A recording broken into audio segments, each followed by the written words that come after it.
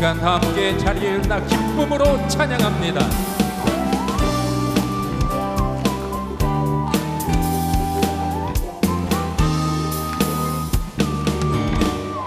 슬픈 마음 있는 사람 예수 이름 믿으며 영원토록 변함없는 깊은 마음 얻으리. 거룩하신 주의 이름 너의 앞에 삼으라. 환난 시험 당할 때에 주께 기도드려라.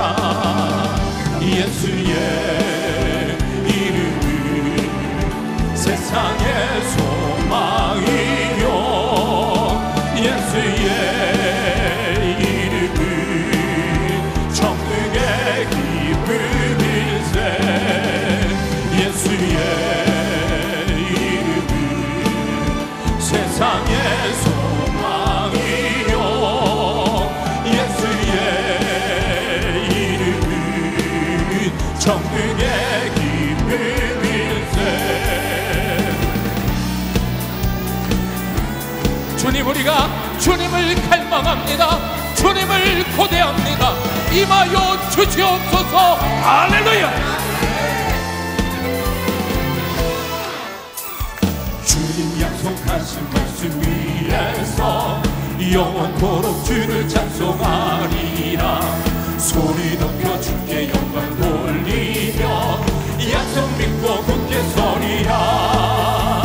굳게 서리 영원하신 말씀 위에 굳게 서리. 굳게 서리 그 말씀 위에 굳게 서리라. 주님 약속하신 말씀 위에서 성령 인도하는 대로 행하며 주님 품에 항상 안식 얻으며 약속 믿고 굳게 서리라. 굳게 서리 영원하신 말씀 위에 굳게 서리. 굳게 서리 그 말씀 위에 굳게 서리라.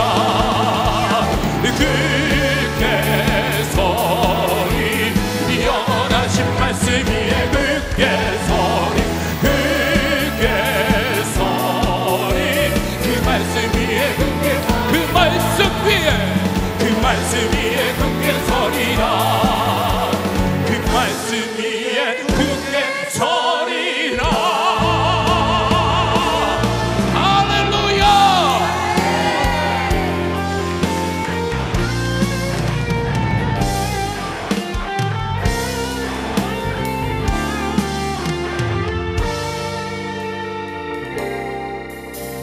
주 나의 모습 보내 상한 나의 마음 보시네. 주 나의 눈물 안에 홀로 울던 나. 우리 더 높은 소리로 노래합니다.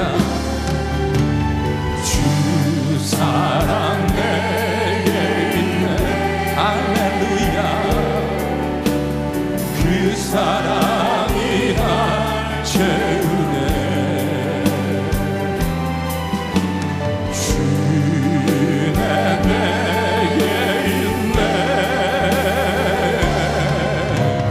그대로 날 세우네.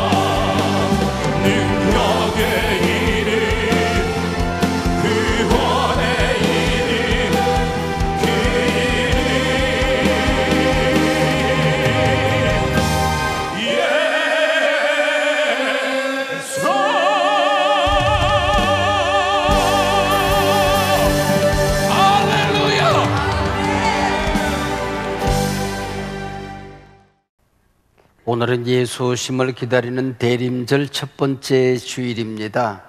교회력으로 보면 정월 초하루가 되는 격이지요. 대림절 첫 번째 주일, 오늘 주신 본문에 요절이 있습니다. 제가 인생을 살고 신앙 여정을 걸어오면서 힘들 때마다, 지칠 때마다, 외로울 때마다 거는 전화 한 통이 있습니다. 이사의 4110, 이사야서 4110 41장 10절의 말씀입니다. 두려워하지 말라, 내가 너와 함께 함이니라. 놀라지 말라, 나는 내 하나님이 됨이니라. 내가 너를 굳세게 하리라. 참으로 너를 도와주리라. 참으로 나의 의로운 오른손으로 너를 붙들리라 하는 말씀이시요. 신구의 성경의 많은 말씀 가운데 제가 좋아하는 몇 귀절 가운데 한 귀절입니다. 여기 나오는 특별히 함께라는 단어는 늘 저를 울렸던 단어입니다. 내 인생 그만큼 외로웠다는 뜻이겠지요. 함께 해줄 사람, 도와줄 사람이 늘 그리웠다는 의미가 될 것입니다. 학교 갔다 집에 들어가면, 그리고 나무를 한 짐 지고 집에 들어가면 따뜻한 밥상 차려놓고 기다리는 식구들이 늘 그립기만 했습니다. 저라고 돈이 필요한 시절이 왜 없었겠습니까?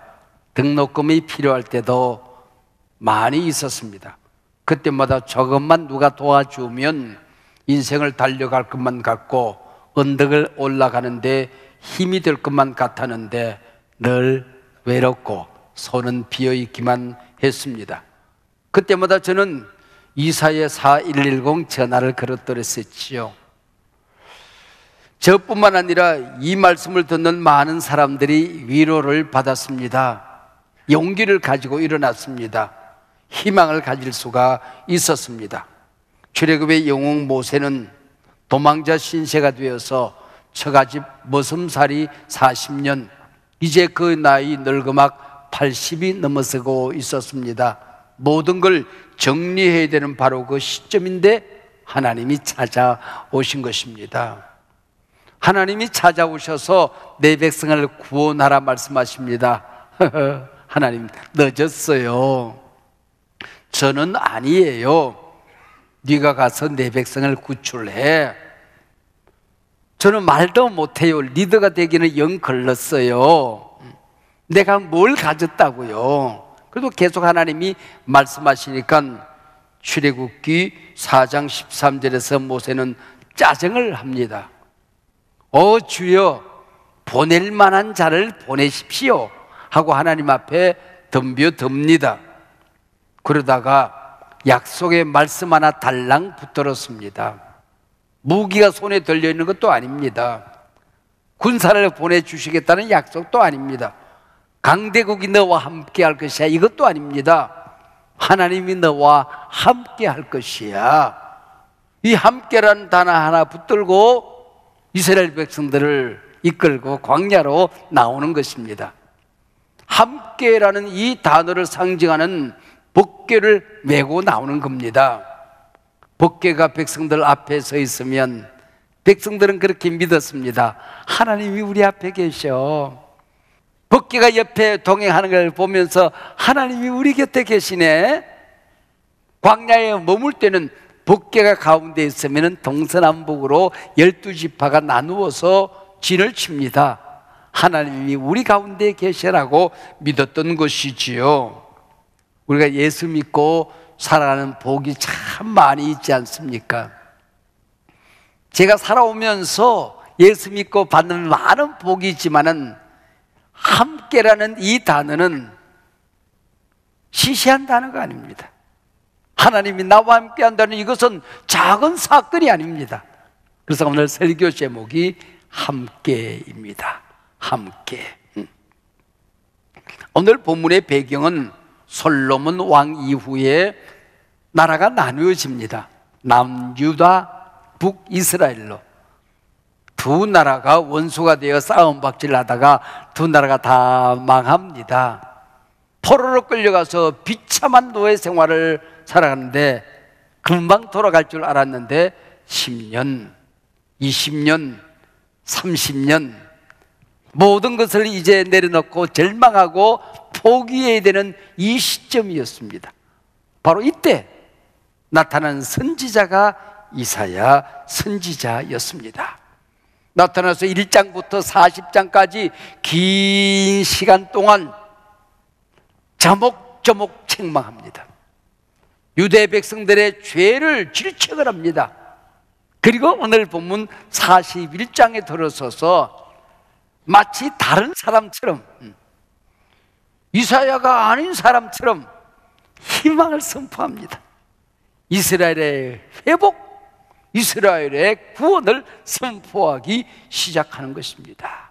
그게 바로 오늘 본문 41장 8절부터 시작되는 말씀입니다.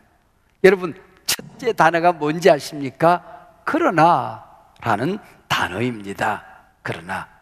그리고 여기서 하나님의 이름이, 이스라엘 백성들을 향한 그 이름이 굉장히 다양하게 등장합니다. 나의 종, 너 이스라엘아, 내가 택한 사람아, 야곱아, 나의 친구야, 나의 아브라함의 자손아, 자그만치 당신의 백성들을 부르는데 정겨운 이름 6가지로 부르기 시작하는 것입니다. 백성들이 이제 우리는 버림받았어, 도와줄 사람이 없어, 구원받기는 영 걸렸어. 이때에 그러나 그리고 등장하시는 것입니다. 나는 너를 버리지 않았어, 나는 너를 포기하지 않았어, 나는 너를 싫어한 게 아니야. 이게 바로 그러나.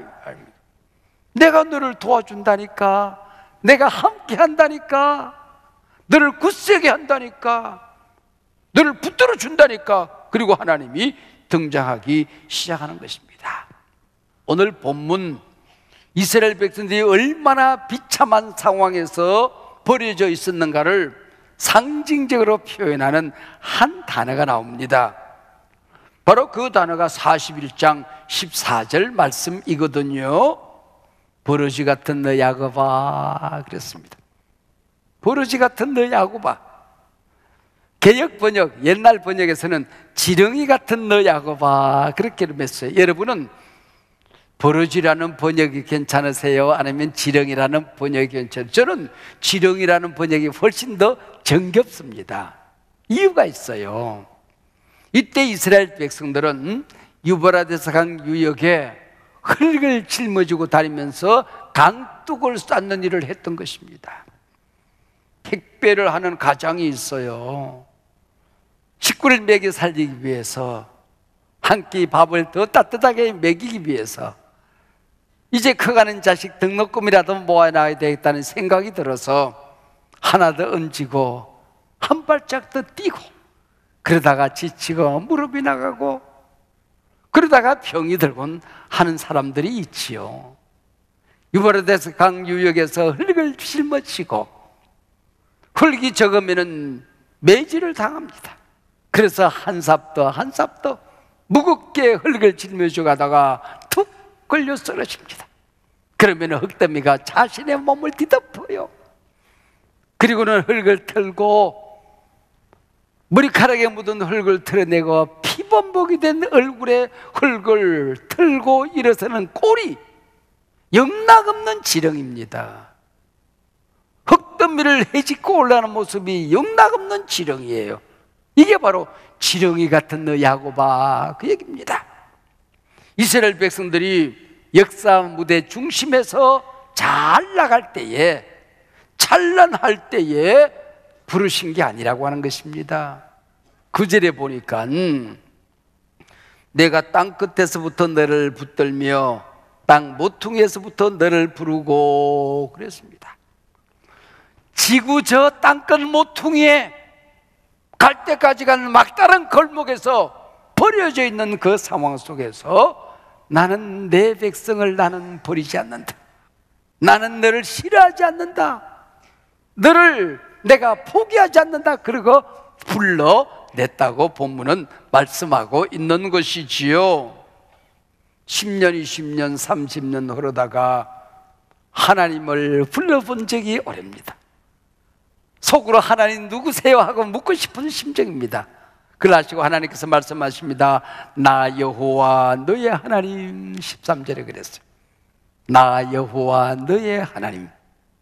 구약 성서 신학자들은 이 말에는 두 가지 의미가 있다, 그렇게 주석을 답니다.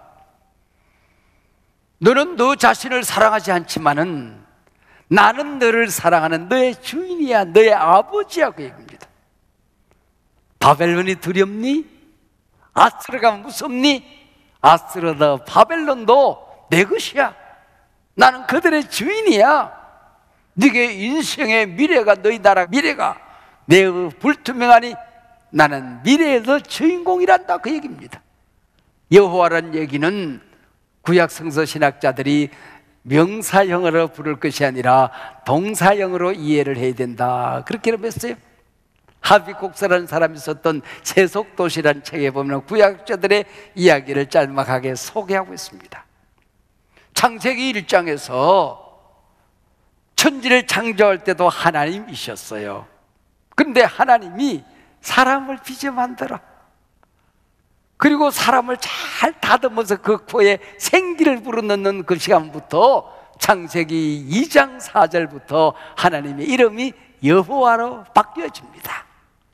우리를 사랑하는 구체적인 행동, 우리를 모태에서부터 빚어 만들고 평생을 동행하고 함께 걸어오시는, 행동하시는 하나님, 그분이 바로 여호와다, 그렇게 이름하고 있는 것입니다. 이사야 4:110, 이 말씀을 듣고 이스라엘 백성들은 다시 일어서기 시작합니다. 손에 손을 잡고 회당을 건축합니다. 가정마다 버려진 두루마리 성경을 펼치고 율법을 공부하기 시작합니다. 그리고 녹슨 악기들을 다듬어서 노래를 부르기 시작합니다. 예배합니다. 하나님의 이름을 부르기 시작하는 것입니다. 내가 사망의 음침한 골짜기로 다닐지라도 해받을 것을 두려워하지 않습니다. 하나님이 나와 함께 계시기 때문입니다. 지금은 나를 잃어버리고 모든 것이 눈에 보이지 않지만은 눈물로 씨를 뿌린 자는 기쁨으로 단을 거둘 것입니다. 그 옛날 영광스러웠던 다윗 왕국의 노래를 부르기 시작하는 것입니다.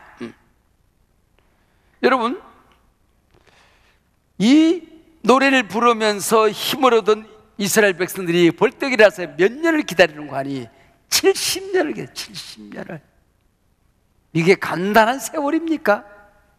우리가 일제강점기 35년을 식민지 생활을 했어요. 이게 얼마나 어려웠던 일인지, 얼마나 비참한 일인지. 해방이 되었지만은 일제 잔재 사상들이, 생각들이 우리를 떠나지 않는 것입니다. 해방은 되었는데 눈을 뜨고 보니까 전 세계에서 가장 불쌍하고 가난한 나라가 되어 있는 거예요. 여러분, 35년 우리가 식민지 생활한 게 이렇게 힘들었어요. 근데 이 사람들은 70년을 견뎌낸 것이거든요. 우리의 꼭 2배 아닙니까? 철학에 위축되어 있는 하나님의 백성을 일으켜 세우기 위해 하나님은 말씀을 전해도 믿지를 않아. 믿었는데 설마, 그러고 또 낙심해. 계속해서 오늘 짤막한 본문에서 똑같은 얘기를 반복적으로 하나님이 말씀하십니다. 10절 말씀 읽어드렸잖아요. 두려워하지 말라, 내가 너와 함께 함이라. 놀라지 말라, 나는 내 하나님이 됨이라. 내가 너를 굳세게 하리라. 참으로 너를 도와주리라. 참으로 나의 의로운 오른손으로 너를 붙들리라. 그래도 잘 믿지를 않으니까 13절에 와서 이는 나 여호와 너의 하나님이 내 오른손을 붙들고, 또 반복하지요. 내게 이르기를 두려워하지 말라, 또 반복이죠. 내가 너를 도우리라 할 것입니다, 그랬습니다. 바로 이어지는 14절에서 버러지 같은 너 야곱아, 너희 이스라엘 사람들아, 두려워하지 말라. 나 여호와가 말하노라, 내가 너를 도울 것이라. 왜 이렇게 두려워하지 말라는 얘기? 도와줄 거란 얘기, 굳세거라 힘내거란 얘기를 반복적으로 말씀하고 있는 것입니까? 지렁이가 굳세면 얼마나 굳세겠어요? 이스라엘 백성들이 그렇게 생각하는 거야. 버러지가 힘을 내서 뭘 하겠다는 거예요. 이스라엘 백성이 하나님 앞에 덤벼드는 거예요. 인간이 무너지고 나면 얼마나 우스꽝스럽습니까? 자기가 잘못해놓고 하나님을 원망해. 지가 실수하고 지가 유혹받아 넘어져 놓고 안 도와준다고 넋두리를 해.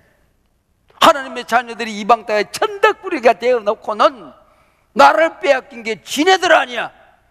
그래 놓고는 하나님을 향하여 하나님 우리 아버지 맞으세요? 살아계신 거 맞으세요? 이러고 소리를 지른단 말이에요. 그러니까 하나님이 내가 누구인가를 얼마나 힘있고 전능한 분인가를 말씀하고 있는 것입니다. 부산 자갈치 시장에 살던 지렁이와 군뱅이가 있었어요. 우리가 여기서만 살 게 아니고 서울 가서 과거급제해서 우리도 잘 살자. 그리고 서울을 향하고 있었습니다. 지렁이가. 군뱅이가 또 서울 간다고 또 구르는 재주는 있어가지고 한 바퀴 또 굴러. 가보이 그게 몇 미터를 갑니까? 거북이도 내가 이 부산 땅에서만 해변가에 살 게 아니라 서울 가서 출세를 해야지. 올라가다 보니까 지렁이가 이러고 자빠졌거든. 불쌍해서 야 타. 등에 탔어. 또 군뱅이 가니까 또 굴러서 가고 앉았네. 불쌍해서 야 타. 그랬더니 지렁이가 군뱅이에 그러더래요. 꽉 잡아. 되게 빨라. 날라간다. 큰일 나. 꽉 잡아. 그러더래. 거북이가 빠르면 얼마나 빠르겠어. 하나님은 채터기보다 빠르고 동도 없고 서도 없고 땅끝에서 땅끝까지 하나님이 충만히 계시는데 얼마나 위대한 분이십니까? 이 지렁이에게 하나님이 함께 하니까 지렁이가 달라지기 시작하는 거야. 이게 600만 불의 사나이처럼 큰 검보다도 더 크고 집채만하게 커지기 시작해요. 그랬더니 600만 불의 사나이가 옷이 터지듯이 지렁이의 허물이 벗겨지고 툭툭툭툭툭툭 바바바바 우와 하고 이랬었어요. 그러더니 이빨이 그냥 태산만하게 커지더니 그게 이빨이 얼마나 날카롭게 이빨이 나는 거야. 그리고 악어가 지나가니까 탁 그냥 악어를 한 입에 삼키고 앞으로 가는데 산이 걸림돌이 되니까 산을 통째로 삼켜서 우직분이 주고 싶어서 푹 하니까 회오리 바람이 휘 불면서 그냥 먼지처럼 태산이 공중으로 휙 날아가는 거야. 하나님이 함께 하니까 지렁이가 역사 무대를 호령하는 어마어마한 존재가 되었던 것입니다. 우리 목사님 뭐가 좀 이게 무대를 떠날 시간이 되시더니 이게 맛이 간다 맛이 가. 옆에 보고 근데 얘기 아니야. 보세요. 15절 보라 그래 감탄사거든요. 여기는 보라 이렇게 읽으면 안 돼. 자 같이 읽어보겠습니다. 시작. 보라 다시 보라. 그냥 읽자. 또 너무 또 과하면 안 되니까 같이 읽어보겠습니다. 보라 시작. 보라 내가 너를 이가 날카로운 새 타작기로 삼으리니 네가 산들을 쳐서 부스러기를 만들 것이며 작은 산들을 겨같이 만들 것이라. 네가 그들을 까부른적 바람이 그들을 날리겠고 해오리 바람이 그들을 흩어버릴 것이로되 너는 여호와로 말미암아 즐거워하겠고 이스라엘의 거룩한 이로 말미암아 자랑하리라. 누구에게 한 말이에요? 바로 앞절 14절. 버러지 같은 너 야곱아, 지렁이 같은 너 야곱아 그래놓고 네가 이런 존재가 될 것이다 그렇게 말씀하고 있는 것입니다. 여러분 왜 위축되어 살아가십니까? 언제 세상이 어렵지 않았습니까? 왜 기죽어 살아가십니까? 왜 절망하십니까? 하나님이 여러분을 버린 양 왜 낙심하십니까? 보라! 네가 얼마나 위대한 존재인지 보라는 것입니다. 이사야의 말뚝 하나가 있습니다. 이사야서에 사도행전의 말뚝은 1장 8절이잖아요. 이사야서의 말뚝은 7장 14절이에요. 너무나 유명한 말씀이죠. 6장에서 이사야가 서명을 받습니다. 7장에 와서 이사야가 이제 예언의 말씀을 받고 계속 선포하게 되는데 말뚝 하나를 딱 받고 이 말뚝으로 모든 이사야서를 해석하기 시작해요. 처녀가 잉태하여 아들을 낳으리니 그 이름을 임마누엘이라 하리라 그랬습니다. 이게 이사야서의 핵심이거든요. 아니 이 백성을 구원하신다고요. 이 어마어마한 바벨론으로부터 해방을 선포하신다고요. 고레스라는 존재가 나타나서 구세주를 대신하여 이스라엘 백성들에게 해방을 선포할 것이라고요. 징조를 보여주세요. 그랬더니 징조? 그래 보여줄게. 처녀가 잉태하여 아들을 낳을 것인데 그 이름이 임마누엘. 이게 징조라는 거야. 뭔 말인지 백성들이 알아들 게 뭐예요? 처녀가 잉태하여 아들을 낳고 하나님이 모든 백성들과 그를 믿는 모든 존재들과 함께해서 오고는 세대에 모든 하나님의 백성을 구원하여 천국 백성을 만들 것이다. 그 얘기인데 알아들을 게 뭐예요? 예수님이 이 땅에 오시고 난 다음에 마태복음 1장 23절에 와서야 같은 말씀이 선지자로 이렇게 말씀하지 않았느냐? 그분이 오신다고 그러지 않았느냐? 말구에 오신 그분이 바로 이분이라. 아하, 이사야서가 말씀하신 그 예언의 말씀이 우리 주 예수 그리스도이시구나. 말구에 태어나신 분이시구나. 그 얘기 아니겠습니까? 그 얘기 아니겠습니까? 바벨론에서 이스라엘 백성들이 해방되는 게 어렵겠니? 처녀가 아기를 낳아서 구세주가 되어 만인간을 구원하는 게 어렵겠니? 처녀가 아기 낳아서 만인간을 구원시킬 하나님께서 너를 해방시킬 수 없겠느냐 그 얘기입니다. 이 세상에 많은 일들이 있고 기적이 있지만은 기적 중에 기적은 최고의 기적은 나 같은 인간이 예수 믿고 구원받아 하나님의 자녀가 되는 것입니다. 믿습니까? 여러분이 다른 어떤 기적을 경험하지 않는다 할지라도 반드시 경험해야 될 기적이 있다고 한다면 예수 믿고 천국 가는 기적을 경험하셔야 되는 것입니다. 기적이 있다면 이런 기적이 있는 것입니다. 바로 그 말씀인 것이지요. 믿음이라는 게 이렇게 하나님이 우리와 함께 한다는 믿음을 가진 게, 복음을 가진 게 이런 능력이 있는 것입니다. 한사목의 초기부터 제가 좀 꿈 같은 얘기를 하면 너무 황당하게 생각하는 거예요.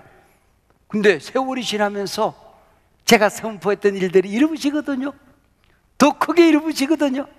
그러니까 교인들이 흔히 하는 말씀이 있어요. 우리 목사님이 꿈 같은 얘기를 하면 우리 교회에 꿈 같은 일들이 일어났다.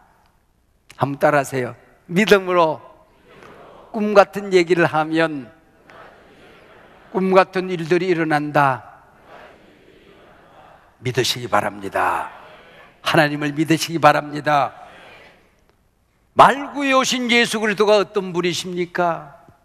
사랑하는 여러분, 그분이 우리 구세주 예수 그리스도와 함께하는 분 아닙니까? 인간의 몸을 입고 이 땅에 오셨습니다. 이것이 크리스마스예요. 여러분, 우리가 크리스마스를 이제 곧 맞이하게 될 텐데 이 크리스마스는 천지창조에 버금가는 어마어마한 사건입니다. 이게 임마누엘 사건이라는 것입니다. 이 사건이 얼마나 엄청난 것인지 그 이름을 부르기만 해도 구원을 받습니다. 그 이름을 부르기만 해도 귀신이 떠나갑니다. 그 이름을 부르기만 해도 천국 문이 열려지게 되는 것입니다. 주의 이름을 부른 자는 구원을 얻으리라. 방탕한 자식을 둔 교회 집사님이 계십니다. 그분이 자식 때문에 매일같이 울고 새벽마다 통곡을 합니다. 그러다가 집에 온 자식에게 얘기를 했어요. 엄마가 다른 건 얘기하지 않겠다. 엄마 소원 한 가지만 들어다오. 엄마 뭐요? 우리 교회 알파쿠스에 가서 알파 코스를 끝내다오. 알파 코스에 보내기만 하면 예수 믿고 성령 받아서 하나님 자녀가 될 것을 믿었기 때문이죠. 엄마, 나도 그러면 한 가지 얘기를, 소원이 있어요. 뭔데? 친구들하고 함께 사귀려고 하면 내가 왕따 당하지 않으면 오토바이가 있어야 돼요. 오토바이 사주세요. 그래, 사주마. 알파코스 끝난 날 사주마. 오토바이 타겠다는 생각을 가지고 알파코스 10주를 꼬박꼬박 다녔어요. 끝나는 날 가게가 넉넉지 않아서 중고 오토바이를 하나 사주었대요. 그 오토바이 타고 교회 갈 꿈을 생각하니까 엄마 너무 좋았죠. 근데 교회는 안 오는 거야. 또 친구들과 어울려 돌아다니는 거야. 엄마는 또 가서 말이죠. 저거 어떡하나 저거 어떡하나. 저러다가 큰일 나는데. 그러다가 며칠 동안 연락이 안 되는 거예요.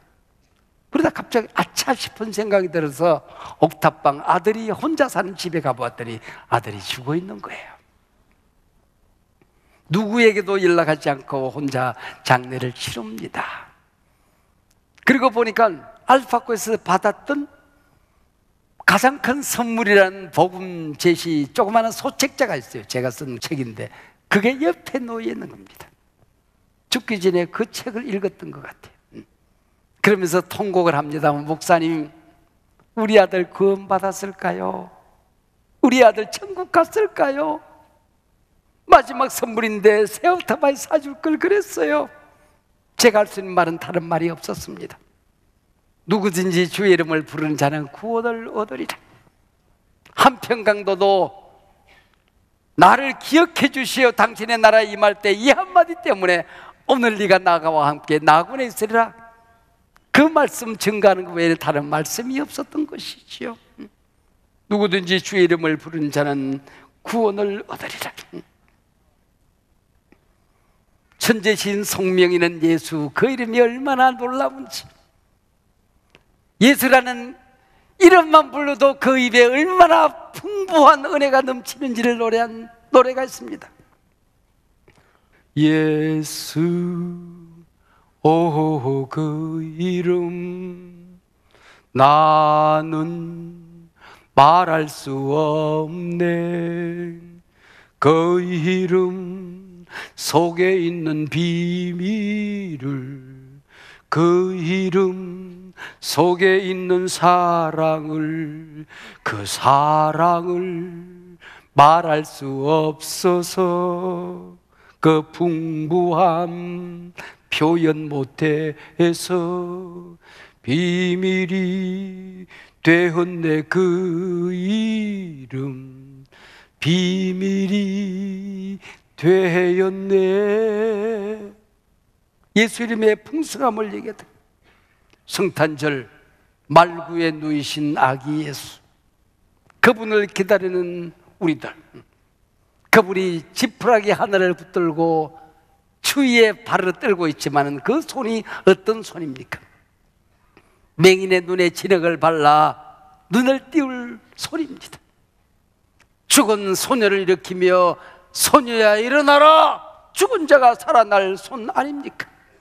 모든 사람들이 싫어하여 가까이 하지 않는 나 환자들을 어루만져 깨끗게 하실 분 아니십니까? 그 입술이 떨며 울고 있습니다. 그러나 그 입술이 어떤 입술입니까? 무덤 속에 갇힌 썩은 냄새가 난 나사로를 향하여 나사로야 나오라. 인생을 괴롭히는 악한 영들을 향하여 더러운 귀신아 그 사람에게서 나와 떠나갈지어다.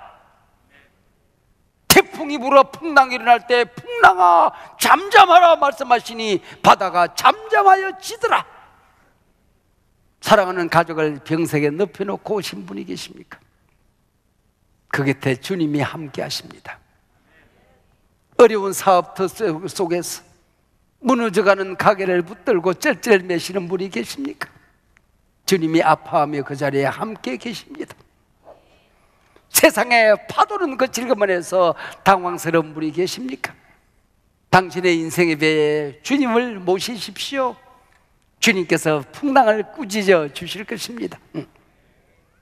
오늘 처음 교회 나오신 분 계십니까? 착한 일 많이 쌓은 다음에 오실 필요가 없습니다. 양치던 목자들도 아기 예수 오심의 소식을 듣고 양똥 냄새 나는 옷을 입고 그대로 예수님께 찾아가 경배했습니다. 내 모습 이대로 주여 용서해 주세요, 받아주세요. 이 시간에 주님 앞에 나오면 구원을 받으리라. 너는 내 자녀다, 내 백성이다, 천국의 백성이다, 인을 쳐 주실 줄로 믿습니다. 죽음의 자리에서 당황스럽거들랑 주의 이름을 부르시기를 바랍니다. 지옥의 문은 닫혀지고 여러분을 유혹하는 온갖 유혹의 영들은 떠나게 될 것이고, 천국 가는 길은 환한 시온의 대로가 열려지며 천국 문이 열려지게 될 줄로 믿습니다. 세계 제2차 대전 600만 유대인들이 가스실에서 죽어갑니다. 아우슈비츠 감옥에서 오늘도 몇백 명이 끌려나가 죽습니다. 백성들이 부르짖습니다. 하나님 어디 계십니까? 당신의 백성들이 이토록 비참하게 죽는 게 보이지 않습니까? 하나님 어디 계십니까? 부르짖습니다. 그리고 세월이 지난 다음에 아우슈비츠 감옥을 정리하던 청소꾼이 조그마한 종이 쪽지 하나를 모퉁이에서 발견합니다. God is here. 하나님은 여기 계신다. 하나님 어디 계십니까? God is here. 우리가 하나님을 보지 못하고 부르짖지만은 나는 믿는다. 태양을 보지 못한다 할지라도 구름 건너편에 태양이 있음을 나는 믿는다. 하나님을 느끼지 못하고 손으로 잡지 못하지만은 하나님은 우리와 함께 계심을 믿는다. God is here. 하나님이 우리와 함께 하십니다. 임마누엘.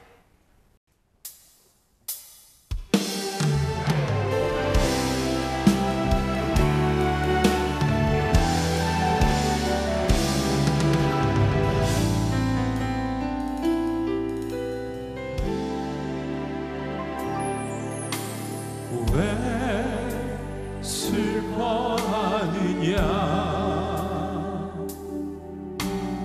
왜 걱정하느냐, 무얼 두려워하느냐, 아무 염려